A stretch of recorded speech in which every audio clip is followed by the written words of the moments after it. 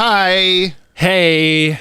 We're in the middle of Zeta month, I wanted to mention, right at the very, very fucking beginning of the podcast. I talk about it sometimes like mid-podcast, but we have been putting out videos on the often forgotten Batman Beyond spinoff, the Zeta Project. Brian doesn't know anything about it because we haven't gotten to it yet. I think you listened to the Yoppie Tower Zeta Project episode, which gave you little to no information, so that's good. But yeah, there's six or seven already. I've lost count because I've been working on them for months, and there's just so many Zeta Project videos already out.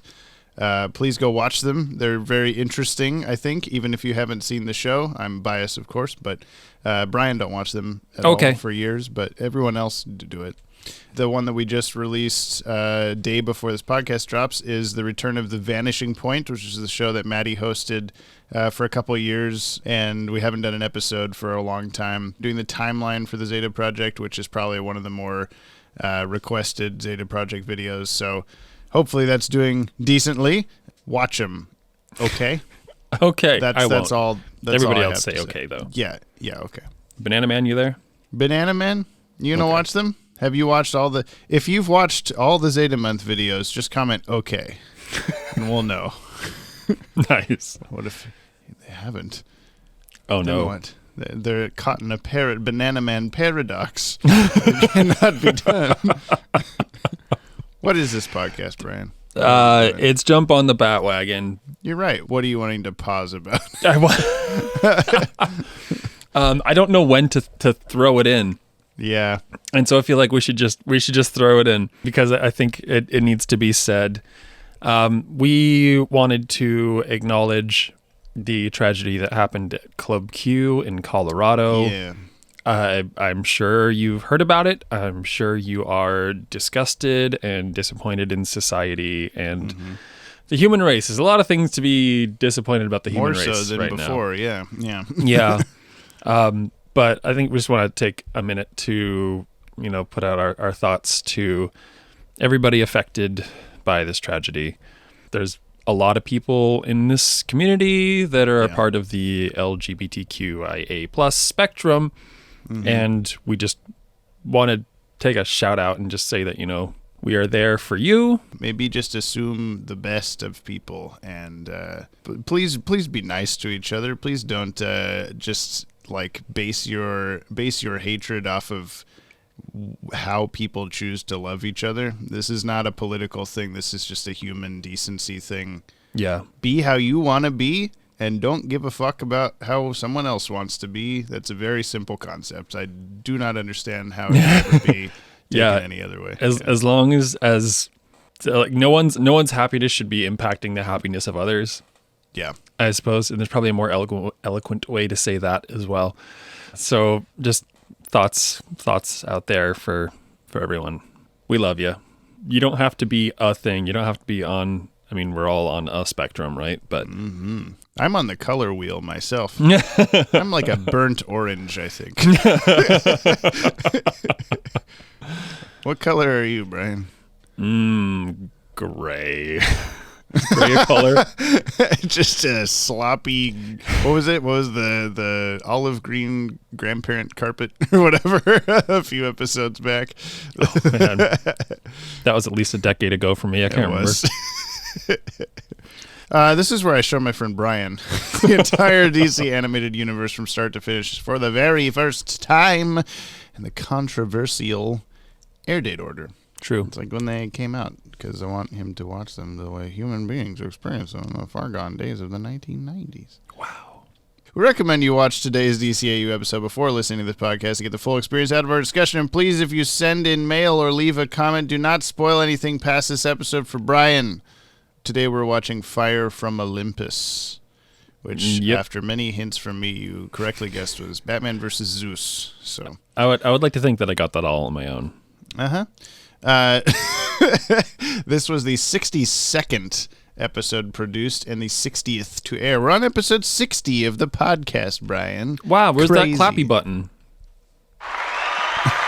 We haven't played the Yoppie Dudes theme song in a long time, have we? That? That's the one. I think I've hit it a couple of random moments, but yeah. Man. Back in the It's day, okay. that was our thing. Yeah, well, we're not in the same room, so we're not just reaching out and touching it all the time. It's a funny joke. And by it, I mean the button.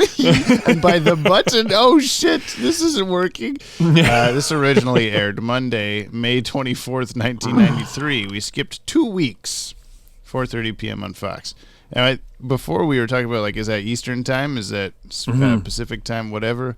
I'm pretty sure we made the joke that, like, all of it, it's always, wherever you are, it's Batman time. I think But it would actually be. was. Yeah. That makes sense. Whatever network, wherever you were, it was on at 4:30. So, Whatever your time zone, that would make sense. Stupid idiots over in New York City get to watch Batman like 3 hours earlier than us over here. What the hell, man? You know what's a weird... I'm going to try to bring, like, the energy back up, because I feel like there's a lot of heaviness on this right now. Yes, do it! Something that's always interesting growing up in the Northeast. Well, having grown up in the Northeast and then moving to the West Coast, it's really weird that I never considered that New Year's Eve, like, you know, the New York City, the ball drop thing happens in your time zone. And you're like, yeah, this is great. The ball drop. Woo, 3, 2, 1. Oh, it's midnight. Hey, everybody goes home. It's fine. And then, like, you see it on the West Coast. Yeah. And, like, the big ball drop happens at 9 o'clock here. You're like, oh, okay. I guess Happy New Year for you guys. Yeah. We're just going to wait 3 hours for ours. It's a weird wait for the thing. sun to move a little bit farther. Yeah. Us to move. You know, the sun revolves around the Earth. Yeah, the sun spins around the Earth really fast. Yeah. Spins around this disk planet of ours. Yeah, this flat plane we call planet Earth. This episode, Story by Paul Dini.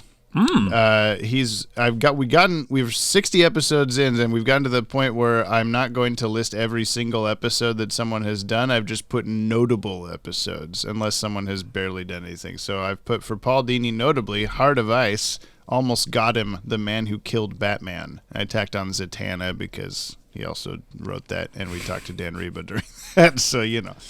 Teleplay is by Judith and Garfield Reeves-Stevens, who we haven't had for quite a while. Yeah. They were the writers on Dreams in Darkness, the Scarecrow Straitjacket Batman episode, and Teleplay for The Strange Secret of Bruce Wayne, the Dr. Hugo Strange episode. Music by Shirley Walker and animation by Dong Yang with layout by Spectrum. Spectrum, we were talking about that before. You see, it all ties together. That's why we brought that up on this episode of the podcast. Yep. You know? Yeah. Man, we're great. We're really good at this. So not bad at this. We're going to be 700 episodes into this fucking podcast and still not know what the hell we're doing. No. But I think there's something about just the reality of us just being who we are. Like, if we tried to fake it, it would be a whole thing. Yeah. But we're doing what we do. I don't know what to say. We're not going to change for you. Hey, let's watch the episode, okay? Okay. Zeus. Let's get Zeusy. Holy shit. Maxie, please don't look at me as if you don't know me. What's happened to you? To us? After all we've been through together, after all we meant it. What's that?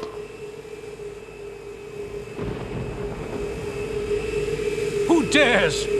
Of course, like the shadow of ebon-winged night, he rises from the dark realm. Behold, the coming of my brother, Lord Hades! Greetings, Brother Brian. Welcome to thou art back in the podcast once more, or something. You were almost keen there for a second. I thought about calling. I googled oldest Greek god. I was going to call you that, but the oldest Greek, the firstborn Kronos child is Hestia, and it's a lady. So you can't be a lady. Damn. You could if you wanted to, but you're not currently. Okay. Greetings, Hestia, eldest of the gods. Thank you. Risen once again. Yes, I have. This was an episode. I is risen. Yeah, this was an episode. I totally forgot to write down that it was directed by Dan Reba, and his name came up. And I was like, hey! I know that Hey, guy. Danny boy. Perhaps his pipes were not calling for this episode, however. Jamie, you sound like you've got some feelings about this episode. Well, okay, the whole the how we do this podcast is first you tell me what happened in the episode in your own words to prove to me you were paying attention. Jamie, I only need one word. Schizophrenia. Yeah, that's a running theme, I think, in these bad guys. But Is it? I suppose there's a little bit we of got ventriloquist last time. We have Two-Face. We got Two-Face isn't. There's gotta be someone else. That was almost a Kenna quote right there. What? Do you know the artist Kenna? You should listen to Kenna. Everybody should listen to Kenna. Okay. He's a wonderful guy. Kesha Kenna. with a $ for the S. There's no S.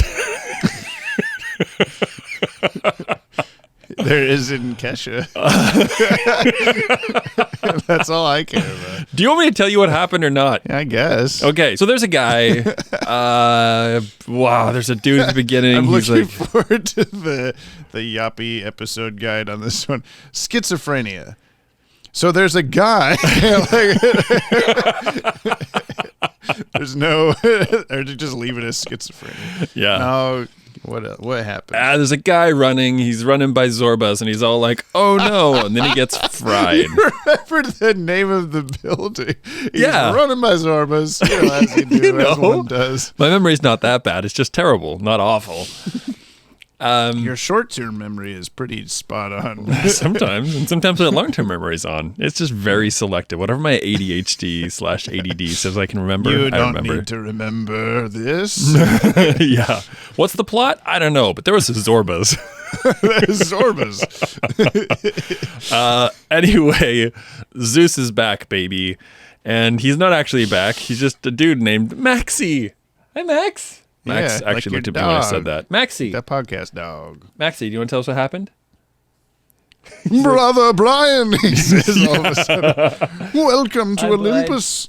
Hi, bud. What's up, sweet boy? Okay. Maxie Zeus was just a dog. He's just a dog. So there's a guy who basically he's got, we got an idea that he was really into ancient Greece. I guess. Because we see in a picture they're standing in front of like the Pantheon or whatever. Yeah. The whatchamacallit. The Colosseum. I think. No. That's not where they were? No, I think it was they were in the more Pantheon. house-looking one. They were in the like triangular roof I'm not one. actually super up on my Greece, but let me see. on my Greek. Grease Lightning lyrics. Pantheon. Well, the Pantheon is the name of the like group of gods. So I don't know what you're talking about. What is the temple-y thing? Famous Greek buildings. Yeah. Parthenon. Is Oh, what you were Parthenon. thinking of. Damn it. Yes. I'm sorry. Parthenon. Like I said, that's not my focus. Greek P word. Yeah. Greek pee pee poo poo. Oh my God. Can we go for some see, now my brain just left that out too. Greek food. Baklava after this? Yeah. Baklava. We should when I'm in. We should just do all the things. Do you want to go to wait, when we're in where? I'm. Sometimes I do it, you know. I'm not gonna repeat myself. Poppy's Anatolia, I think, is a restaurant here that's really good. Did my voice just get like 6 octaves deeper? It's really good. It's really good. Anyway, we're talking about this episode. I don't know what to Sure say are. really. Dude thinks he's Zeus, and he snaps out of it for a quick moment when his girlfriend is like, "Maxie, no!" And he's like, "Oh shit! Wait a minute! No, I'm Zeus!" Yeah, the most like unearned random thing that he does. Yeah. He's like he didn't have any other moment like that except this one time where I'm sorry, I can't. Just kidding. I'm like, why? Yeah, that's basically what happens. He stole a weapon from the military, which is just a big ray gun, and he's gonna go gun. crazy and shoot shit. And then Batman like says nope, and he stabs his ray gun with his with the Zeus guy, Maxi Zeus, with his unexplained lightning bolt shooter. Yeah. Which makes an interesting tink of a small metal object when he sets it on the ground.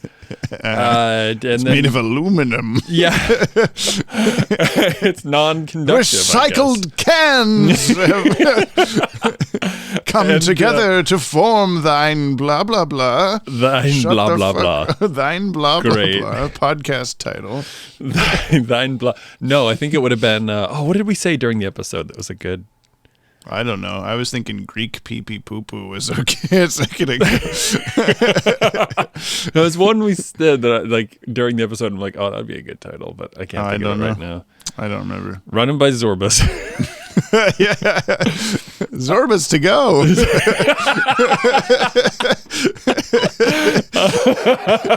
It was almost a Yoppie food moment. Almost. Commissioner Gordon was standing underneath a food sign by an alleyway, but they could have used it. Oh well. Yeah, and they didn't. Is Yoppie Greek? I don't think so. Maybe that was the hint there. Yeah. Yeah. It's been reshuffled into Zorbas now, I guess. Sick. I have to change the podcast iconography to read Zorba dudes or Zorby dudes.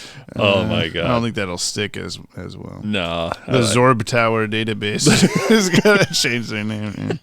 Well, did you describe the entire episode? I tried to, and then I Batman got cut off stabbed by the some gun. guy talking about aluminum cans or whatever. Yeah, sorry about that. What happens at the very So end? Batman stabbed the big shooty ray gun with the lightning bolt. Zeus like runs after it, even though it's in the middle of some very like electrified thing. He runs and he jumps and he grabs onto it. He gets super electrified. He falls about 150 feet onto his head, onto concrete. Fast forward about 8 seconds, and he's being wheeled through Arkham Asylum, assigning everybody fuck there. smashed out of his head there. Yeah. Yeah, I mean, his head would have caved in. He would have been mush. He falls so far and smashes his goddamn skull into the side of the building. He lands forehead first. Yeah. And he just goes, oof, I'm okay. Yeah. Here I am He in Arkham. doesn't have a bruise, not a bandage on his head. No. He's just in a straitjacket. Yeah. I guess the real damage was on the inside. His head was the only thing to survive. Yeah. The shockwave. Honestly, my favorite part of the episode, though, was as he was being wheeled through and he's like, oh, poison ivy. That's like fucking... Demeter. Yeah. Yeah. The two faces. Greek god analogs of, yeah. Yeah. Analog photography.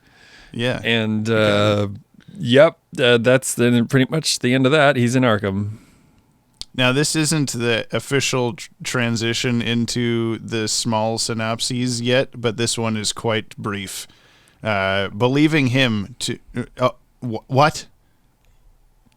My brain shorted out. For a second. Believing Holy him. shit. Wait, I like wait. every word on this document turned into like a different language for a second. I think I just died and came back to life. Oh, no. What I was going to say was this is the official synopsis from Warner Brothers, in case you were confused. Believing himself to be the reincarnation of the Greek god Zeus, mad shipping magnate? Magnate? Magnate. Maxi Zeus. It's just magnet. No. He's just a big magnet. Yes. Maxi Zeus hijacks an experimental electron cannon. Mounting the weapon atop his penthouse, Maxi plans to rain lightning bolts down on the wicked mortals below. No, wicked mortals is with an apostrophe below. After breaking into the building, Batman must undergo a series of Herculean challenges before finally confronting Maxi for control of the deadly cannon. Does he have a bunch of Herculean challenges? I thought that reading it too was like in the last 5 minutes maybe of the episode he doesn't get strangled by a snake. He gasses a snake and he gets tossed out a window by a pig. Pig thrown out a window. Yeah. Pig thrown out a window. There you go. We'll find it. That's, I don't know. I think I've only seen this episode like twice on the 2 times I've watched through the whole show. Yeah. Like as a binge.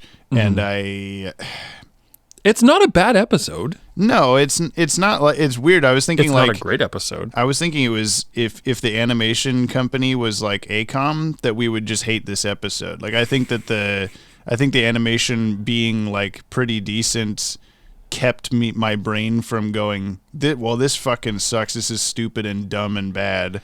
It may have also just been that it was Paul Dini and Dan Reba.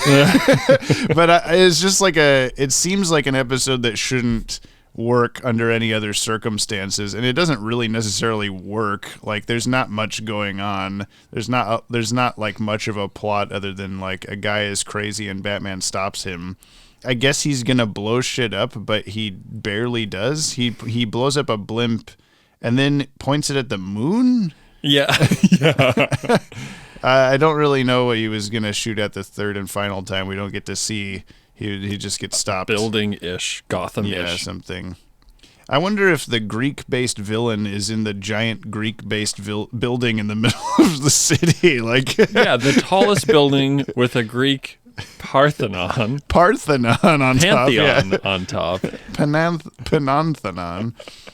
That was dumb of me. Yeah, the episodes just it happened. It happened. It wasn't like a terrible episode. It's kind of imaginative. I wish it wasn't just like homeboy has schizophrenia again. Yeah. I think what I was going to say with me having barely watched this before was I didn't remember what much of the plot was. All I remembered was like there's a guy who thinks he's Zeus and he has a big cannon. I'll remember the rest of the episode when we watch it. No, that's the whole episode. Yeah. There's nothing like... It went by fast. Yeah, there isn't, but yeah, I guess so. There was just nothing like interestingly written about it. Like there was no like twist or anything. It was just very straightforward and just happened. Why did Batman fly around the building before he left? Dramatic exit. I gotta make sure this is a building. Wait, is this two-sided or four? Is this a two-dimensional building? That's what I meant to say. Is this 2 dimensions or 3? It does have 4. It does have 3. Is this 4 dimensions? It does have 4 dimensions after all, as I suspected. And wait a minute. I'm just thinking about this now. The Bat-Wing, that's what it's called, right? The Bat-Wing does a loop-de-doop around the building, and then it flies off into the clouds, and then there's a lightning strike, and then the camera like pans to Homegirl, whose name I can't remember, Cleo. Yeah. Pans to Cleo, and like a single tear goes down her eye. Yeah. Like, oh no, Maxie. Like, was that him firing a lightning bolt at the Batmobile? I don't think so. There's no... Why, like, Batman flies away and she's like, oh, Maxie. Like, that doesn't make any sense. Yeah, this specific moment is what's making me feel this way. Yeah, I don't know. I thought that too when it was happening. Like, nothing that just happened. Like, you could have said that to yourself and felt this way the entire 40-minute elevator ride down to the bottom floor. Yeah, that would have made more sense of her like stepping into the elevator, turning around and seeing him, and then like, oh, Maxie, and then the elevator doors maybe closed. It's just the visual of like, oh, now Batman's involved in this, so things have gone to shit or something. I don't really know. Dan, are you listening? Yeah, come on, man. No. We got questions. I like how the first couple Dan Reba episodes here aren't like bad episodes, but I would expect that he would probably also not have great things to say about this one, where he's like, why am I part of this? Or whatever. We know you're going to save the day, Dan. It'll get better, I'm sure. I know. The cast of this episode: Kevin Conroy as Batman. Yeah, baby. Bob Hastings as Commissioner Gordon. Yeah, baby. Bess Armstrong as Cleo. You had said like, oh, why do I know this her voice sounded and very familiar. I don't know why you would have. Maybe she sounds similar to someone else. The only like thing that I really knew on her IMDb was that have you watched The Nanny? The comedy show a long time ago. What's her face? Fran Drescher. I can't remember. Fran Drescher. This woman, Bess Armstrong, plays his first wife, who I think you only see in a couple of flashbacks or something. Interesting. The mom of the kids that she nannies. But yeah, that's the only thing that I would have known her from, and I still don't really even remember. She's in My So-Called Life. Okay. I don't know what that is. I never saw Jaws 3D. I don't know Road to China. I don't know the So Four I've written Seasons. down, she's a handful of minor roles in notable works such as Frasier, Criminal Minds, Boston Legal, Mad Men, True Blood, Longmire, Grey's Anatomy, CSI, Tales from the Crypt, That Darn Cat, and Jaws 3D. So she's made the rounds a little bit there. NCIS. Yeah. All the letter cop shows. Yeah. I think she's in Interesting those, how people have a tendency to do that. Vernie Watson Johnson as Doctor. That was that lady at the start who was like, he'll be okay. It's a wonder since he got struck by lightning, I guess. She played a character named Viola Vi Smith on Fresh Prince of Bel-Air in a few episodes. She was the judge in one episode of Captain Planet and the Planeteers. Captain Planet, he's a hero, gonna take pollution down to zero. Please continue. And you sing the theme song of this next one, too. She played Oprah Winfrey in one episode of Animaniacs. Oprah Winfrey! They're a hero, gonna take animation down to zero. Take Oprah down. Yeah, maybe that's what it is. She was also a bunch of bit parts in Fantasy Island, The Love Boat, Married with Children, Sister, X-Files, Malcolm in the Middle, Dexter, House, The Big Bang Theory, various Scooby-Doo cartoons, and Garfield 2, A Tale of Two Kitties. We got Nicholas Savalas as Stavros, guy at the start. No! Tires in an alleyway, God! That was also weird. He's only ever acted in 8 things. He has 8 acting credits. He played a character named Danny in Lone Greasers, 1998. Don't know what that is. Court officer in Kojak, The Price of Justice, 1987. Student in Beyond Reason, 1985. Truvaux in one episode of Fantasy Island, 1982. And his very first credit is Erotica Zevgaria, 1976. I don't know what that is. It didn't have any information.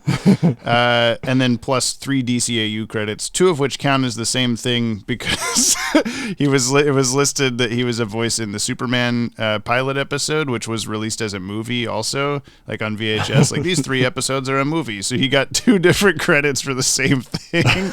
But whatever. Good for him. Yeah, last we have Steve Suskind as Maxie Zeus. This is his only DCAU credit. He plays floor manager in Monsters, Inc., Harold in Friday the 13th Part 3, which I only included for Maddie's benefit because I don't know who Harold is, and Irate Chef in The Emperor's New Groove. So he's the guy that Kronk takes over for in that one scene. I thought that was like, okay, I guess. That's and Maxie Zeus. That's cool. Yeah.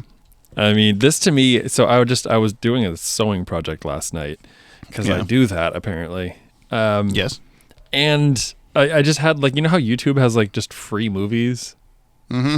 I was just like, whatever. I'm just gonna put on any random thing. The first one I watched was Johnny Mnemonic with Keanu Reeves and a bunch of other cameos. That's been a while. And that is the worst acting I have ever seen in my entire life. Oh my god! Also, so many weird links to it's like spoilers for The Matrix in a way, and also they say stuff like iPhone, and this came out in 95 or something like that, and I was like, weird. What the hell is going on here? And then I watched mnemonic as hell. Yeah, such a bad movie. On mnemonics. Maybe get if you're into any mind altering substance, I mean including alcohol and that, maybe get really ripped up or drunk or whatever and watch Johnny Mnemonic with a bunch of friends, because that's nothing you should be watching by yourself. Is that what we're going to do when I come to Big Bus, is skip all the other movies and shows that we have listed? Johnny Mnemonic. You just watched the second one I watched was Secret Window, which I was I remember being younger you brought that up in this episode. Yeah, and I'm I think that was, I remember that being kind of good, and it was John Turturro's amazing. Johnny Depp did okay. But it just seemed way too reminiscent of this, because it's just this guy's kind of in his own way, and he's lost it, and he's ruining shit for everybody else. Kind of different approach, but Johnny Depp as Maxie Zeus. Yeah. I'd watch that. Yeah, that Directed by Tim Burton. Episode. Yeah. I'm Maxi-Zeus. If it was like a Batman movie, Tim Burton Batman movie with Johnny Depp as Maxi-Zeus. That'd be weird. So they just okay. In the Batman live action movies, we're gonna do all the villains you've heard of, and then we're also gonna do Maxi-Zeus, Johnny Depp, and like present day. Why not? I had to look him up. Maxi-Zeus was a 70s comic book character. I thought maybe he was an original to the show because he's kind of just like a sewer king type of invention in my head, but I guess not. I guess he was there. Damn it, before. Maxi. What a cool concept that someone said, hey, what if a guy was like, I'm Zeus, but he's not. Rolled with it for 30 years. Oh my God. Let's talk about some trivs for the episode. This episode was released to VHS under the Adventures of Batman and Robin collection, more specifically on the Fire and Ice tape themed after Mr. Freeze, despite the fact neither Robin nor Mr. Freeze appear in this episode. Oh, right. Yeah. That was one of those just Robin, Poison Ivy, whatever tapes. Yep. Fire and Ice. I never had that one as a kid. I think I have it. No, not currently. I think that's one of the two that I'm missing. But I always thought that was weird. Like, why are all the other ones called the name of the character and this one's called Fire and Ice? There's more than one Mr. Freeze episode, but I guess you're not going to put that on here for some reason. I think we got a couple of pieces of mail of people being like, ooh, I had this on the tape. So this is another one of those tape ones that's going to mean something to people. Whoops. Despite the fact that it's just whatever of an episode. Let's put Heart of Ice and this one on a tape together. There's no contest there for me. Yeah. Paul Dini, the VHS tape. On Yanni Stavros' file, he is listed as a resident of Gotham City, New York, but his zip code is 90068, the zip code of Los Angeles. In later DCAU installments, characters were given New York zip codes starting with 100. Wow. The photo of Maxie and Cleo on holiday was actually modeled like a character would be by Dexter Smith, a character designer on the show. We have a scan of the original, which is a much tighter on-model render of the scene than what we get in the actual episode. No. It's just a much like cleaner, nicer, like I took time on this drawing kind of thing. And then when you see it in the episode, it's just this kind of like crumpled, like I can't describe it well, just like a mess compared to what it's supposed to look like, which is weird because the animation is pretty like decent in this episode, but it's just like I was thinking that when we were watching it I appreciate the fact that we're not having to go like, oh my God, the animation fucking sucks for a while now. Yeah. But there's also not as much, there's a lot more like, oh, this looks like how the model sheet looks, but it doesn't necessarily have as much character, I guess, as some of the earlier episodes. Like when we get to Keen Effects and we're like, I don't know. Like, I think that's going to happen this time is like, I don't know, the lightning, I guess. Yeah, that's a good point. Because like there's not like as much like moody atmospheric kind of stuff going on. Is this like a band's second album syndrome? You know that whole thing? Maybe, yeah. We're like, oh right, we got so many things right. Let's just do it. Oh, never mind. Well, it's like they get so like there's this whole like sophomore. There's like some kind of name they give to it. Phenomenon, yeah. Yeah, where like a band, spends their whole life or whatever writing their first album and it's great, and then they got like 6 months to write their second one, and it becomes like rushed. And I'm wondering if that's what's going on with production at this point in time, because before they had like a year to put out 6 episodes or whatever it was, and now I wonder if they're having to speed through it so they can't give it that kind of detail. Well, we're still in the first 65 or whatever that they like created originally. I feel like this is like, to me anyway, just feels like they keep getting like bad stuff back from studios instead of like, no, tighten it up, it's supposed to look like this, make it look like this, you idiots, kind of a thing. And that they've done that so much now that it does look pretty consistently good, but it doesn't have like the flavor anymore. I don't know how to. I've always thought that about this latter like third or whatever of this show specifically, is that it like just starts kind of looking samey. There's not a lot of like, ooh, yeah, I loved the part of this episode visually. Yeah. In the ones that we have left, but there's definitely moments like that in the first half or so of the show. Even though sometimes we get ACOM episodes or Studio Junio episodes or whatever in the middle of all of that. Yeah. So, I don't know. Just an observation. Good observation, Jamie. In Arkham Asylum, you liked this. As Maxie Zeus walks through the cell, he walks past Poison Ivy, Two-Face, and Joker. They're depicted wearing their criminal attire. As incarcerated patients, they should all be wearing institutional uniforms and not their costumes. This happened previously in Fear of Victory. That was the Scarecrow put the poison in the football team episode to make them have no fear. No, have them all the fear. All the fear. I don't know. Whatever. Wait, is Arkham Asylum supposed to be a prison, or is it supposed I don't know. We've talked about this before. It's supposed to be like a mental hospital. Okay, but because they are always in their like white like prison garments in other episodes where we see them in Arkham. Okay, so that's why they say that. Because like real worlds, certain like mental hospitals, if you will, require garb, especially in like gowns or whatever. Yeah, especially in like the higher intensity versions. But like my dad ended up working in transitional housing for the state hospital in New Hampshire. Yeah. It was like just people were just in people clothes. They didn't have to have any kind of anything. They could wear whatever they wanted within reason. I've definitely seen that too in real life. I feel like maybe it's just weird to let like Two-Face stay in his Two-Face costume if like that's not going to help him get better. That's a fair point. Like we're going to let you keep wearing your Joker suit. That'll make your mind not be upset. Yeah. I don't know. And why does Poison Ivy get to have a bunch of fucking plants in her place also? That was a little weird. These are good questions. I don't know. No, we'll never have answers, even though I could talk directly to the director of this episode anytime that I want because I'm really cool. Oh my God, you're so cool. Thank you. There's actually a piece of trivia on that note that I left out of this that we'll come back to a different time because I stumbled on it myself today. And I still need to ask Dan to confirm that it's a thing, so I didn't have time to like put it in here. But I can't really talk to you about it for a very long time. Oh, great! But hopefully, I remember when we get to the thing that I want to talk about that I can remember the Maxie Zeus episode. I'm sure I'll remember it. I'll remember.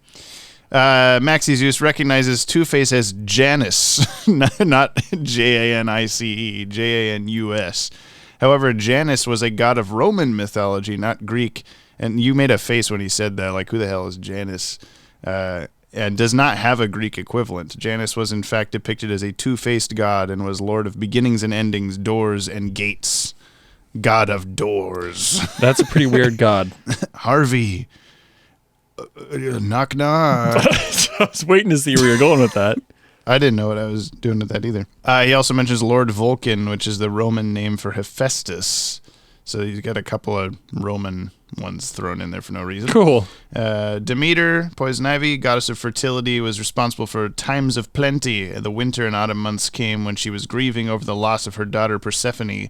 Poison Ivy had previously used Demeter as a pseudonym in Eternal Youth. I think you pronounced that last one wrong. It's Persephone? Persephone, sorry.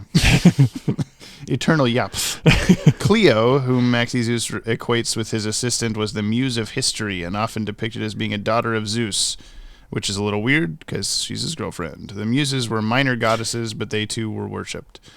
And then we have Bellerophon. Ring, Bellerophone. Bellerophone. Who Maxie equates a police blimp to. Ding dong, ding dong, ding dong, ding. Oh boy. Bellerophone. It was a mortal warrior who managed to tame the winged horse Pegasus, who eventually tried to join the gods on Mount Olympus, but was killed by a thunderbolt from Zeus. Zeus ex machina. Fittingly, Stavros is captured next to the Zorbas, which was the Greek has the Greek letters Omega and Alpha in the title. It's Zeta Month, everybody. Go check out Zeta Month. The name is derived from a novel called Zorba the Greek by Nikos Kazantzakis. Those two thug guys were kind of racistly depicted. What? Do you mean to say that not every Greek person has a unibrow? I mean, I don't know for sure. Write in if you're Greek and you have a unibrow. Let me know. I need to get a census here. Maxi's line, "Look on my works, ye mighty, in despair," comes from Percy Bysshe Shelley's Ozymandias, whatever. A poem telling of human hubris. I will read the rest of it to you because it's very short. I met a traveler from an antique land who said, "Two vast and trunkless legs of stone stand in the desert, near them on the sand. Half sunk a shattered visage lies, whose frown and wrinkled lip and sneer of cold command tell that its sculptor well those passions read, which yet survive stamped on these lifeless things, the hand that mocked them and the heart that fed. And on the pedestal these words appear, my name is Ozymandias, King of Kings. Look upon my works, ye mighty, and despair. Nothing beside remains, round the decay of that colossal wreck, boundless and bare, the lone and level sands stretch far away." And then what do you think happened in Ozymandias? That was the official synopsis. The trunk leg guy went to a place. That's right. You got it. Thanks. That's all I have. Great. Do we have keen effects besides the lightning? I don't think. There was one shot of Batman lit up by lightning in Cleo's home that was kind of cool. Yeah. I don't know. I wasn't really amazed by anything artistically. I guess that building was really tall. Is that a keen effect? Yeah, the building was real tall. Cleo's quivering face in the elevator. Yeah, that was a thing. I like the electron discharge cannon.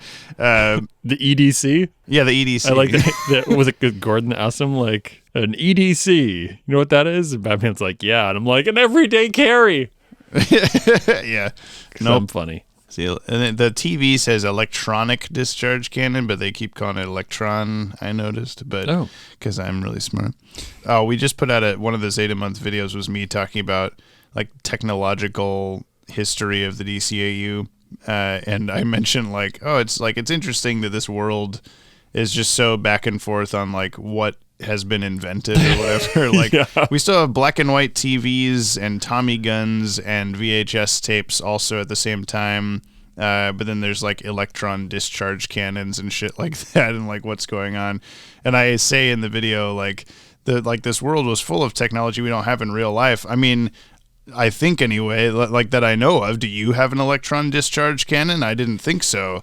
And there have been so many comments on the video so far of like, actually, I do have an electron discharge cannon. Thank you.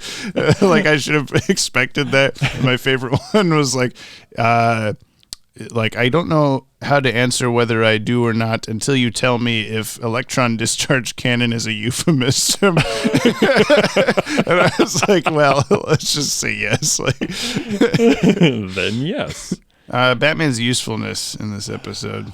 I guess he stopped the stuff from happening. Well, he did, but I don't know. I feel like Maxie kind of did himself in. Yeah, by diving headfirst onto the concrete. On it, yeah. I'll give Batman, even though he did what he needed to do, but what he did was not very impressive. So I'll give him 7 paintings of snakes that in the next shot are actually animated and alive out of 10.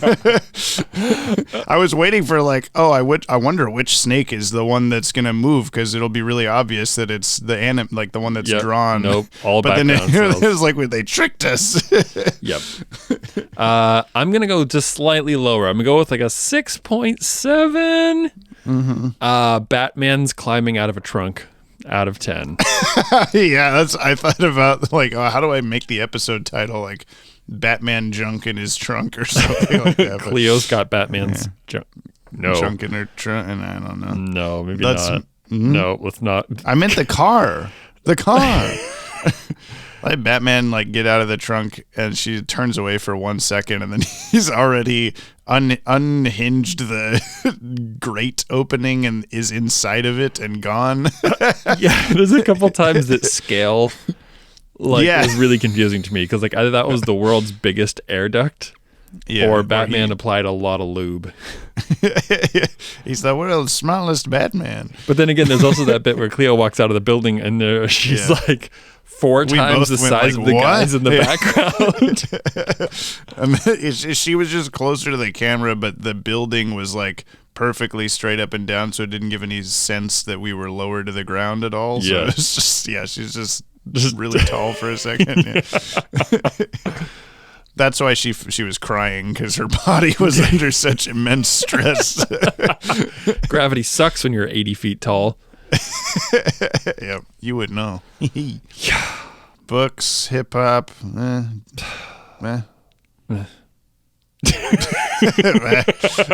I'll give it books. I think all the Greek mythology. Okay, stuff yeah. This is like a books. Greek textbook. I was almost gonna go with 7 guns coming out of the eyeballs of harpies out of 10, but didn't like that effect because there was no animation of the statue's eyes revealing guns. It was just these guns came from. It was like a portal opened in the eyes, it which just let the guns comes come out yeah. of the nothing. And when Batman pulls one off the ledge, there's no indication of any sort of wiring or magazine or anything like that. It's just off of there now. Wait, I have a new rating for you. 7 out of 10 bullets hitting Batman directly in the chest while not shooting him. Yeah, he's pulls the one off, and then it cuts to the other one rotating toward him, and then the shot cuts to a full second of it shooting directly at Batman while he's just standing there. He's like, I will get this. Yeah, then he moves out of the way. Oh, you missed me. It was a very Superman moment, right? Of him just taking bullets in the chest and being if he was just standing there with his hands on his hips. Yeah. Oh shit, I forgot I'm actually a person. I'm a human being. Fuck. Good thing I'm Superman or this would suck. Oh wait. Oh fuck, I'm full of bullets actually. That'd be 70 out of 10 bullets. I did think it was weird that we're supposed to I guess believe that Maxie believes himself to be Zeus fully. Yeah. Because he's doing stuff this vaguely Hades looking character is Hades and all these other people are these other Greek gods and whatever. Mm-hmm. But he just has statues with machine guns for eyes. And he had, like you said, when the alarm went off, intruder has left the building. You were like, Zeus has a blinking red light. There's no metaphor happening there. He's Techno-Zeus. That's his real name. Techno-Zeus goes to Gotham. We were watching Dude, Where's My Car? And we had the disco battering for whatever. Yeah. That's what it is. And this is Batman right throws online. that battering into the control panel and just barely misses just activating it. I would love the B side of this episode where he throws the batarang, it hits the button, and Homegirl gets fried. Fuck!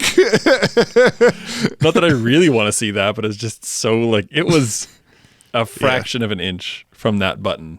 I thought that his lightning thing that he has, his handheld one, was going to be a lot more destructive than it was shown to be, because the first time we quote unquote see it being used, it lights up the alleyway and the dude's in a coma for a week, and or he's whatever. Screaming bloody murder as it's. And I thought they just vaporized that guy. He's completely dead, and then it cuts to him in the hospital. Yeah. I'm oh, he must have a massive chest wound or something we can't see. Yeah, but then when he shoots that thug dude, he's just on the ground. He's just ow, that hey.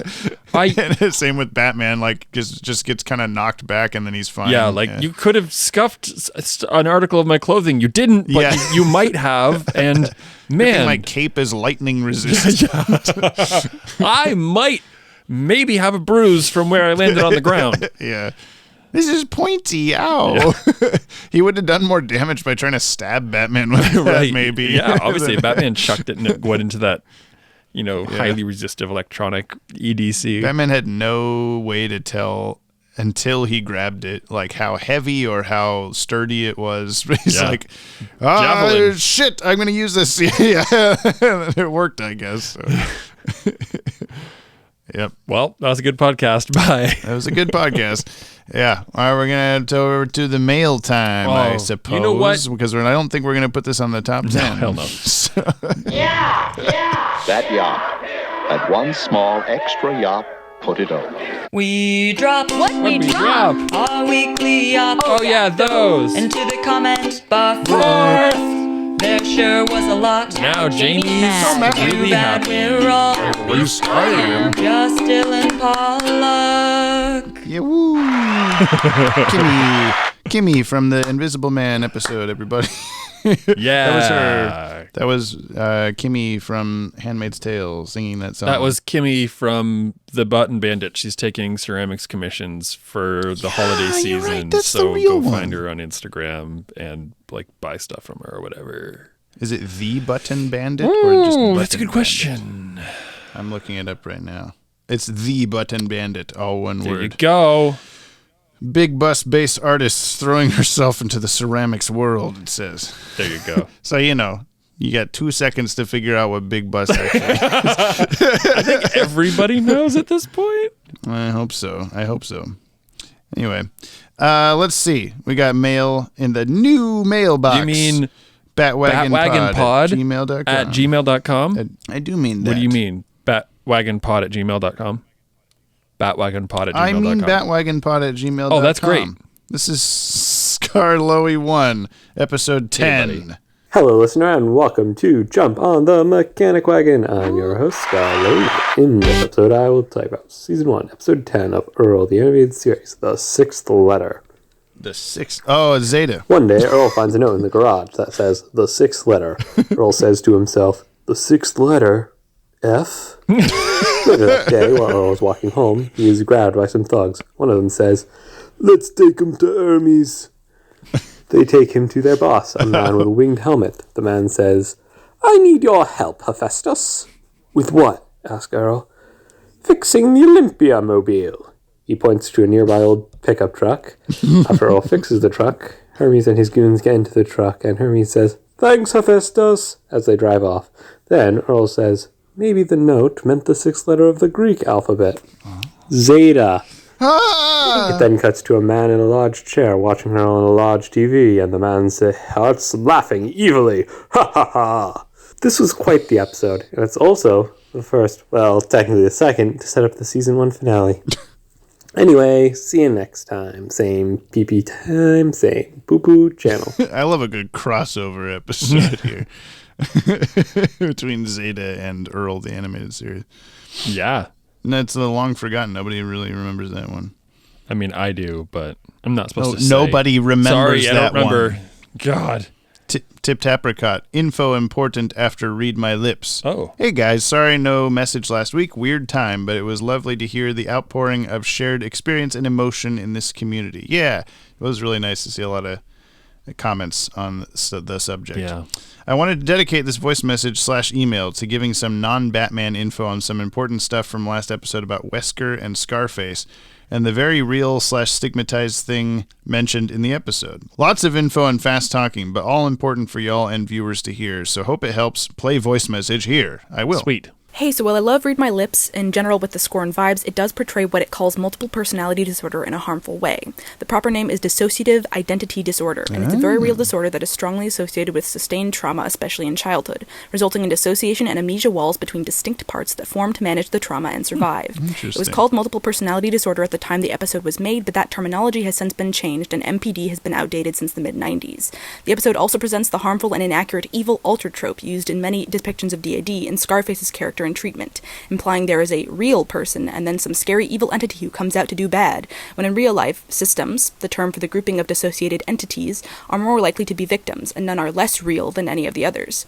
Also, there aren't hard statistics, as DAD is hard to get diagnosed for in many cases and is also meant to go under the radar for survival purposes, but many studies currently put commonality at about 1 to 2% of the population, varying between studies and search pool, so generally it's way more common than it's portrayed as. It is a trauma survival response, different from things like schizophrenia or psychosis, though though they can be comorbid. It's possible that what Wesker and Scarface experience is DID, but it wasn't portrayed realistically or kindly in the episode, so I wanted to give this interjection as it's a very stigmatized and underrepresented disorder that many people don't know about, including yourselves, and deserves respect. And you guys are really cool, so I thought I would give some information, and there's some links and extra stuff in the email. Thanks. Thank you. I appreciate knowing all of that because, yeah, I definitely know. I say shit all the time about like, oh, I learned what photosynthesis is from SpongeBob and shit like that. So like, learning like things like this, quote unquote, learning from like Batman and stuff. Mm-hmm. I'm sure some things are outdated and stigmatized and stuff like that. So I appreciate knowing more information, better information, more updated information. Yeah.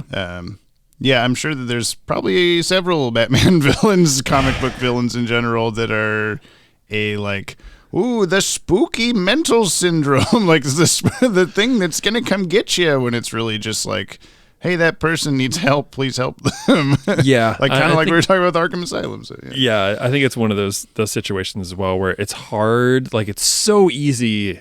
It's so easy to like hear something from something or someone that you trust from a cartoon or a friend or whatever, and it's really easy to get misinformation either intentionally or otherwise, and sometimes it's even hard to get when you're looking really hard for information. It's hard to get the right information. Yeah. So thank you, Jip Apricot, and I would love to hear your thoughts on Zeus as well in the mental health department.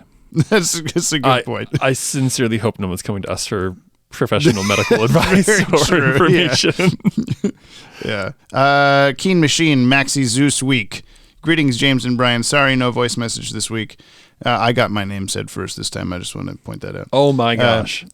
I hope you have a nice Thanksgiving. Happy Thanksgiving to everybody listening to this yesterday. Travel safe yesterday. Yeah, and are able to fight off all the other customers for the largest flat screen TV on Black Friday. Oh, I will not be going anywhere near a shopping I already place. got a big ass TV. I don't need it. That's true, you do. As for this week's episode, I was planning to be much harsher, but the Dylan Pollock was able to help me see some redemption in this episode. Looking at this as an analogy of how superheroes are kind of our modern version of mythology helps me to appreciate this episode a little more. Insert Mr. Freeze sound effects as needed below. Still, how on earth have we never seen this giant tower in Gotham's skyline before? I mean, it's at least 50 stories taller than every other building in the city. Also, I never understood why they paired this episode with a Mr. Freeze episode in those VHS tapes. There it is. And with the worst Mr. Freeze episode of that. Oh, it's not even Heart of Ice. Okay. Very strange marketing choice. Thanks for all this week. Keep it keen. Oh, that's for all this week. Thanks for all this week. Thanks for all this week. Thine hath bestowed upon. It is, after all, the 23rd of November. It is. Today. And not the 25th when you're listening to this. No. GCN Musical Minute, Jordan Blumen. Welcome back, Jordan Blumen. It's GCN, Gotham City News with Jack Ryder. Tonight's top story, unexplained thunderstorms above Gotham. Our weather department is baffled, and I have no idea what's going on. If I had to guess, I'd say some sort of weather wizard or something is behind it. It's actually a pretty good name. If no one's thought of that yet, they should. Hey, Vicky, I've come up with a great name for a supervillain. Check this out. Now over to the music. I liked the obnoxiously triumphant fanfare style music for Maxi Zeus and all of his stuff going on. Also, we heard some elevator music in this episode, so I guess that's worth pointing out. Yeah, we didn't talk about the music at all, surprisingly. Oh, yeah. There's a lot of just like trumpety, like fanfare stuff going on. I was whistling some of it, and I must have used this music in like an early Watchtower video or something, because I don't know why else I would know the music from this episode, having only seen it a couple times. But I guess it's memorable. It was very Proto-Greek. Proto-Greek. There you go. Prometheus. It's very Prometheatrically Greek. Mark Aquino, Pokemon are just the yassification of regular animals. Prove me wrong. This is the fire from Olympus. The fire from Olympus. Olympus. Thank you. I don't know if James is going to get that reference. Maybe Brian. We'll see. Age of Aquarius, man. I have a legitimate question this time. a real one, a real legit question. Cut it. And it is this. Pretty soon, well, I wouldn't say soon, but eventually, you guys are going to cover Superman the Animated Series. Decently soon. I just remembered that at a certain point, episodes of Superman would air concurrently with the new Batman adventures. Yes. So my question is, once you get to that point, are you going to review both shows at the same time? We've talked about this. Let me know. Deuces. Yeah, Mark, you got to keep up. We've already said yes to this question. Yeah, in any case, any happening of this, if an episode airs on the same day as a different show's episode, or if there's multiple episodes of one show, two-parters airing on one day or whatever, there will be one podcast episode for that one day. A day in the life of the DCAU, as it were. Oh, so that's new podcast name. Yeah. Yeah, that'll happen quite often once we get past this show. I realized that this show, the first show, this show, and the last show, Justice League Unlimited, are the only two that didn't run at the same time as another show. So everything once Batman the Animated Series ends will eventually be overlapping with something else. And sometimes we'll have upwards of 3 episodes to talk about in one podcast episode. Wow, that's going to be interesting. Lot. Wait a minute.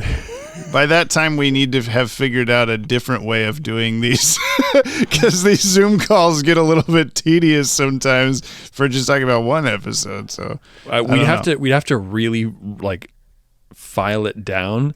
But my thought is that even as we're doing it now, a podcast episode takes us about, upwards of 2 hours, 3 hours.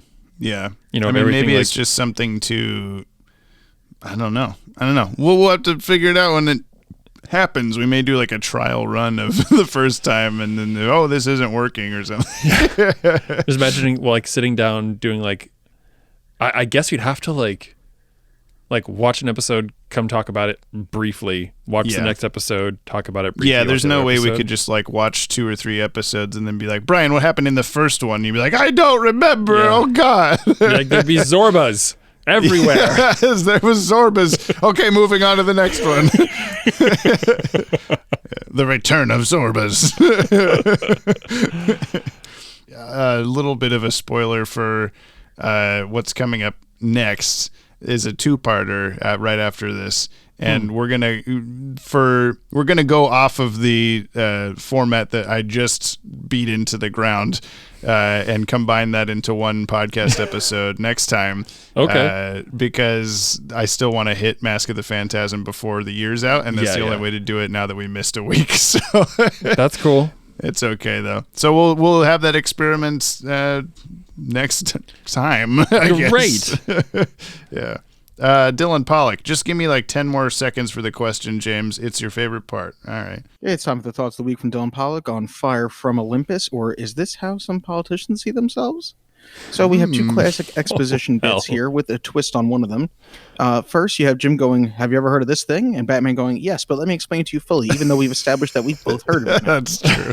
The electron discharge game? Vents that people can fit in for no reason. Vents cannot fit people, and they cannot hold their weights either. But somehow Batman climbs from the underground parking garage near the top of a skyscraper. They add a new wrinkle to the trope, though, by having a trap door in a vent, something I've never seen before. As stupid as this episode may be, Maxie Zeus's music slaps, and I fully hope that Jordan is about to comment on that more. I do also love Batman hiding in a trunk in this episode, something I don't think we'll ever see again. And I love the ending. He surely belongs in Arkham, Maxie, and the ending is very cool, as I do feel like comic books are our version of Greek mythology in a modern sense. And it was cool seeing him talk about, Poison Ivy, Joker, and the rest. That is interesting about the Batman climbing from the basement to the top of the skyscraper just through a vent. Yeah, this is the best way for me to get up there. I think he would have encountered a lot of shit doing that. Yeah. Inability to breathe as he's going through the vent. Yeah, and even when he gets, we didn't talk about the repeating trope or whatever of him just getting knocked off the building and finding his way back on 6 different times. Yeah. And one half of those were just him grappling hooking his way up. Mm-hmm. Why didn't he do that to start? Why did it matter how he snuck in there? He could have just again flown up with the Bat-Wing. I was gonna say, the very first time he did it, he just like stepped out the Bat-Wing. Yeah, and even though he has a big gun, I guess he would have assumed that he's gonna shoot him with the big gun, but the big gun moves like 0.3 miles an hour when it's like aiming, so I don't think he could. Actually, I don't know. Suspense. Okay, this is Doth Darist asketh. Let me try this again. Doth Darist asketh Jameth and Brianth to listen to more than one messageeth. And let's get to the question of the week, James's favorite part. With the holiday, what is your favorite Thanksgiving food? For me, it's stuffing, and I'm not sure why it's not a year-round thing, because it's amazing. You guys tell me. Yeah, I don't know. Sometimes your messages play in fast forward, and I don't know why. That's probably an anchor problem. Yeah, stuffing's the right answer. What, you? It's a tie between stuffing and potatoes. Yeah, okay. Let's see. That was the end of the voice messages, so we're going to finish it up here with comments on last week's episode. Bring it! Just jump on the Bat-Wagon episode 59. That's the title. Read My Lips or Tasty Cheese Block. Zane Beatty, I predict Zeus gets ranked next to the Sewer King for Brian, but I love both. Also, the music is great for that episode. Yeah, we didn't hate Maxi Zeus, I don't think. Not as much as the Sewer King. No. I didn't have any disdain for Maxi Zeus. I just That's a fair he was point. there. Yeah. He was there. Ashley Touchin, I love the ventriloquist. He's such an interesting and underrated villain. I think he would work perfectly with the Matt Reeves Batman universe. That's the one that just came out. I mean, with a few tweaks, he'd be a pretty horrifying horror-style serial killer. I'm really looking forward to next week's episode, which features another interesting and underrated villain that I have a soft spot for. Now on to a more somber note. Regarding Kevin Conroy, Jamie, I understand that feeling of regret because I've been feeling it too. The news of Kevin's passing hit me hard, especially because I'd originally planned on getting a cameo message from him for my 30th birthday this year. However, when it came to it, I decided it was too expensive, thought I'd save up, get it next year. There's no point in dwelling in these things. We just need to remember him for all the joy he gave us and be there for one another in this big old Yoppie community of ours. Take care during this difficult time, everyone. Yes, I echo that last part for sure. Yeah, I've been trying to just continue to focus on the good stuff, the stuff that he left us. So please do that yourself. Mark Aquino, in retrospect, I hope my voicemail message this episode provided even just a little bit of levity, as I'm sure that's what he would have wanted. Yes. Tip Tapricot, before my actual episode topic comment, I want to say I'm sending love to everyone in this period of grieving. Kevin will always be with us and wiggling into our ears and our hearts. As a short personal anecdote, the Justice League and Justice League Unlimited shows were my introduction to superheroes as a whole, and my dad got a huge box of bootleg episode DVDs for us to watch. I'm telling the government. They were formative for me. Cut ahead 11 years, and I happened to find out Kevin was gay the same day my sister bought me a rainbow Batman Funko Pop. Oh yeah, I got that for Maddie also. Those are pretty cool. There's like these like Pride Month B-Test pop figures that are like Harley Quinn and Batman and stuff. Sweet. He's still sitting on my shelf, and I thank Kevin always for that levity and the creative inspiration and drive he has brought to my life as a fellow queer actor and singer. Love you and love all of y'all too. Now for Fire from Olympus. May have just been my recording, but the animation felt exceptionally smooth and on model this episode. Yes, it did. Almost reminding me of later stuff with TNBA and JL, and it made it a better watch for me. Overall, this episode is fun and atmospheric, and while it easily could have come off comedic, it hit more on sadness and anxiety for me of heights, of a weapon you can't fight, of losing someone to a struggle. It was an enjoyable watch, and I think Bruce handled the threats extremely smoothly, all things considered. Wishing Maxi Zeus the best in his recovery, as well as all of us for having to see Batman pull a grenade out of his ass. He did do that, didn't he? I didn't think about that. I completely forgot that, like, my brain just blocked out that he did just have a grenade suddenly, yeah. Thanks, Tipped Apricot. Charles Motosierra, thank you for this podcast, James and Brian. Thank you for bringing this character to us with such passion, Kevin. On a less sad note, Maxi Zeus actually debuted in the comics as the villain of a story that would be adapted in the episode Appointment in Crime Alley. But as you've probably noticed, he wasn't in the episode, being replaced by Daggett. Interesting. I did not know that. I don't know what 257. My sister walked in with this episode on, and she stayed to watch because she found the ventriloquist and Scarface interesting. Yes! Get your family hooked on Batman the Animated Series today! Scarloey one, I really like Scarface and his assistant, so I'm happy that they made them a kind of major villain in the DCAU. I'm also very interested in Brian's thoughts on the next episode. You just got him. There you go. Nick Sorensen. Ventriloquist and Scarface is another one of those villains I enjoyed, the kind of psychological quirks and gimmicks that make them so memorable and interesting. It's one of the reasons why I've always felt Batman had one of the best rogues galleries in superhero media. A late addition to this series, but a welcome one. Yeah, he did come in kind of last second here. I've already shared a bit of my grief on Kevin's passing over on Patreon, but Brian is right in saying that we're all in this together as a community of DCAU fans and Yoppie dudes, because we know that Kevin's performance... I like how that's separate. There's a crossover, the Venn diagram crosses over there. Because we know that Kevin's performance as Batman has meant something to each and every one of us growing up, and that we're all feeling his loss in our own way. That's why, as hard as his loss is for us right now, I know that none of us are going to have to carry this burden alone, and why the Watchtower Database crew will continue to have our support as we continue to remember everything that made the DCAU shows so great, including all that Kevin did to make his Batman our Batman for so many years. Indeed. Very well said, Nick. Thank you. Scrudge. So recently, I've actually been going back to previous BTAS episodes and trying to keep track of every time Batman uses his utility belt. Ooh, that's the thing that I want to do, which has actually been pretty fun. Most of the time, he's just using your standard batarangs and grapple guns, but occasionally you'll find some hidden gem, like in Joker's Favor, where he just whips out some lubricant spray. Like, is that WD-40, or is that something he has in case he runs into Catwoman? Anyway, I'm going to post the list I have so far. Oh, boy. Nice. Holy shit, this is humongous. You're doing the work for me. I may have to reference this and credit you or something. Yeah, I definitely want to. I've talked about it before, but I want to do a video where I go through just every episode Batman's in of all of these and just jot down everything he has in the belt, which pocket he pulls it out of seemingly, and then just compile a, like, what's in each pocket of the utility belt video. So yeah, maybe I'll have to get with you on that. Butch Vorn. My favorite Guns N' Roses song is Yop Yop Yopping on Heaven's Door. Thank you. Kate Tastic. Valuable input. What do you call a friendly automaton? A social construct. What? I don't have the button anymore. I'd use Jamie, you ever heard of steam powered giraffe? Oh yeah, that's what you say to me all the time. So I was gonna go for Anastasia Thrillington, but at the end of the last episode was too good to pass up. Says Chris Knife. Jarlid 97. I wonder why they chose platinum for the precious metal to be stolen this episode. Did they think gold was too cliche for the story about the evil split personality puppet man? Was that the part that went too far? Anyway, I'm pretty sure that there was more platinum in that boat than in the whole of the world. Yeah, maybe.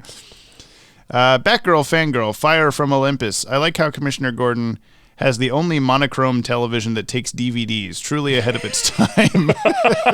Yeah, he put like a CD in there to show Batman the thing. I wonder where King Tut, Maxi Zeus, gets his scale models from. King Tut is a Adam West Batman villain that is pretty similar. Figures from Greek mythology, sure, but EDCs are something else. I suppose at the end of the episode at Arkham, it was wear your own clothes day or something. I think they were asking for trouble letting Ivy keep all those plants in her cell.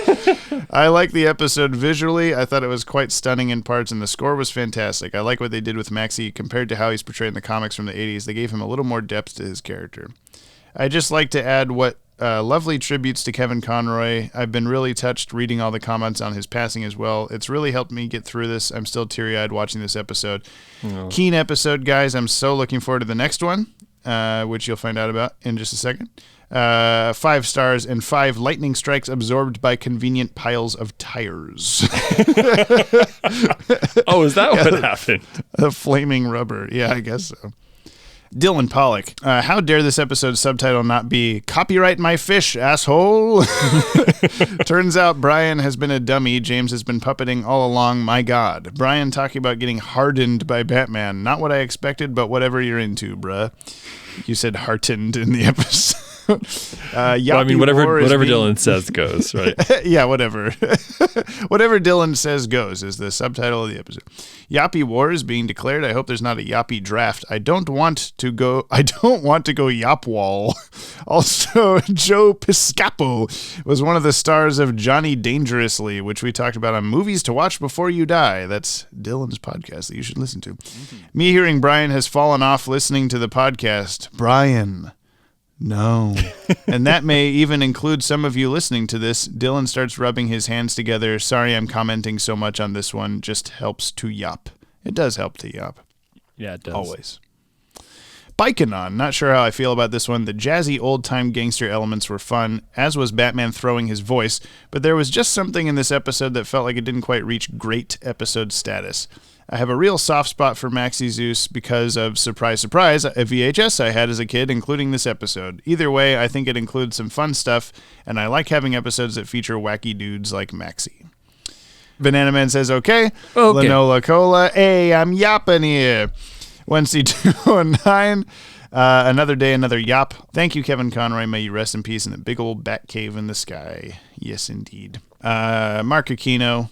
Not first. I know I'm not first, whether it be Scarloey 1, Scotty Cameron, or someone else. See, Mark, I don't know if this is what you've been doing, but what I would do is the podcast drops at 8 a.m. Pacific time every Friday. Every single Friday, okay? And I would have your comment written up prior to that, and at exactly 8 o'clock, you just go paste it in and hit enter. But that might be what you're doing, and sometimes someone beats you by like 1 second. I don't know. That's just my suggestion. Okay? You got to win them all, Mark. I'm counting on you. You have capitalism to thank for your victory this week. I've been working an early shift at work today and wasn't able to make it in first this week. Forgive me, merciful Lord Dylan. Anyway, from director Snack Cider, Batman v Slappy, Dawn of Use Mugs, all the first BTAS appearance of Scarface. The character may not be an A-list Batman villain or a B-list villain or a C-list villain for that matter, but he's still better than Sewer King, that's for sure. Yeah. It's villains like him that BTAS would get a lot of play out of, arguably more than most modern comics would. Another TMS episode as well, so no wonder so much of the animation was as fluid as it was. Given what we've been through so far, I'm so used to cruddy animation that whenever the animation actually looks good, I appreciate it even more so. I agree, yeah.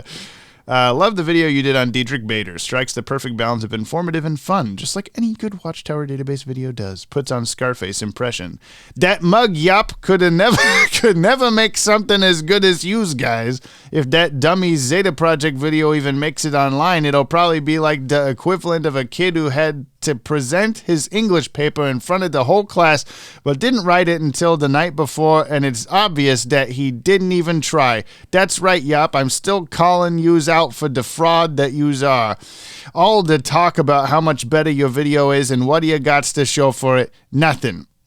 Excuse me. Anywho, I had an early shift at work today, so no fun alliteration today, I'm afraid. Regardless, as always, lots of love to the number one podcast host of this here multiverse of ours, Jupiter and Boobalay. Praise to our Lord and Savior Dylan Pollock. Love your podcast. Do great work as disciple. Scarloy, One Batgirl, Fangirl, Scotty, Cameron, Wednesday 209, Tip Tapper, Key Machine, Banana Man, etc., and all the awesome sauce listeners of this Yoppie community of ours. You all the best. Don't forget it. And those who celebrate, I hope you in this Yoppie community of ours has a happy, safe, and loving Thanksgiving, whether it's with family, friends, or found family. Until next week, smoke baum, you dirty rats. Yeah. And then, of course, first we have Scotty Cameron. First, stole Scarlow and Mark Aquino's thunder. Yes, I was watching Justice League to pay tribute to the great Kevin Conroy. I just recently found season one of Justice League at vintage stock, so I was watching the best Batman episodes of the show, not naming the episodes for Brian's sake. Thank you. Scotty was watching the episode The Enemy Below, part 1. Wow. I think. Wow, Jamie. I think it's 1. Wow. Now you know there's a Justice League episode called The Enemy Below. What do you think it's about? Predictions right now. Sewer King. Fuck, it's a Sewer King. Oh, no.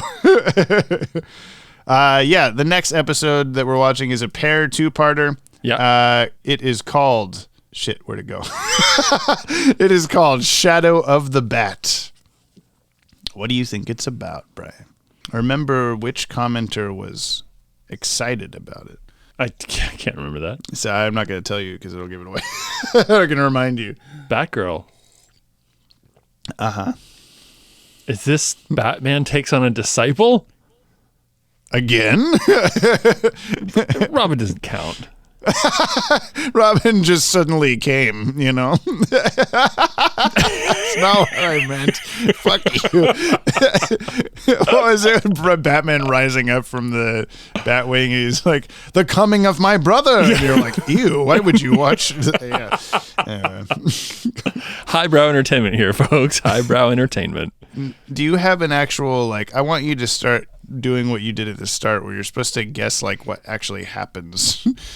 Okay. You've seen 60 episodes of this show now. You get a kind of a sense, a little bit at least, of what I think I gave up because I just was getting it so wrong. So if this is the coming of Batgirl, I'm gonna guess that something goes real wrong to make a something real bad happens and Batman gets a apprentice. Mm-hmm. Joker. Do you think this is a new character? Yeah. Okay. Wait. Well. Okay. I don't know. This is so hard. That's okay. Well, you'll find out. You'll find out. Okay. Thanks for listening, everybody. Just send a voice message or some mail or something like that to batwagonpod@gmail.com or anchor.fm/batwagon if you want to reach out to us like the fire hand at the end of the Cat and the Claw Part 2. New episodes of the podcast are out every Friday. Don't think that it's not every Friday. It's every Friday. On the Podtower YouTube channel and your favorite podcast app and watchtowerdatabase.com. And that's the episode. Great. We did. Are you excited for Shadow of the Bat? Yeah, parts 1 through 2? I'm interested. Batgirl's origin story. Yeah. That's it. That's the episode of the podcast. We're done talking now. Man, this is great. This is great. I love this. I can't get enough of it. I feel like we had a bit of an off episode, but thanks for everybody for sticking through. Off balance. Like the episode. He's just a Joker's laugh box, folks. Whatever episode that was. I can't even remember. Okay, bye. Bye. See you next week, I guess. Happy Thanksgiving.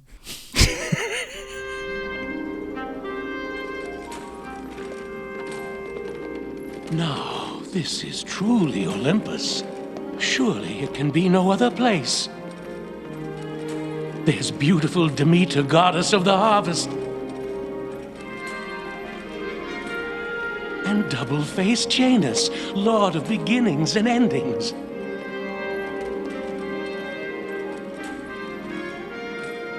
And merry Hermes, the trickster of the gods.